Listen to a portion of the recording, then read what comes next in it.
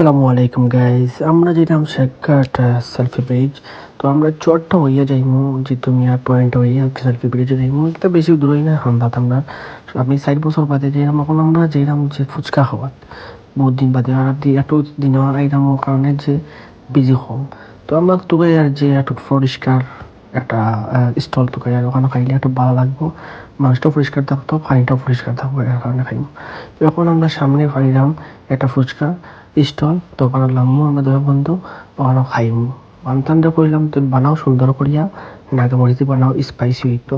তো তাই বানাইরা নাগামরিচি খুব সুন্দর করে বানাইরা, স্পাইসি হইব, বেশি চাল হইব। তো এই চাল হোক খাইমু, সমস্যা নাই। নাগমুখে জাল লাগুক খাইমু, আপনারাও দেখবা, আপনারাও দেখি ফেটে ফেট না করে। আমরা সব ওষুধের টাকা আপনারা দিবা। তখন আমরা খালি শুরু করছি। তো আমি খাইলাম, প্রথমে আমি শুরু করছি খাবার লাগে, দেখি এটা খুব টেস্ট বাসা করা যায়, কারণ কি অনেক কামড় দিত, এর কারণে। এখন ডালিয়া খাই দেখি কিনা লাগে, অতদিন বাদে খাইলাম, 4 বছর বাদে। আমার টেস্ট লাগে, খুব টেস্ট, খুব মজা, খুব মজা, খুব সুস্বাদু।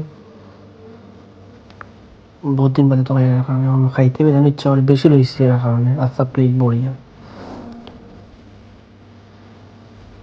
খুব মজার। খালা তোলা খাইলাম, আপনারা দেখুক, সমস্যা নাই। আমার বন্ধু তো সব বাজি না চাইয়া আলাতুল খাই থাকে, কোনো পয়সা পাত নাই, কোনো পয়সা না আলাতুল চিন্তা বইয়া খাইরা হরিয়া থাকে।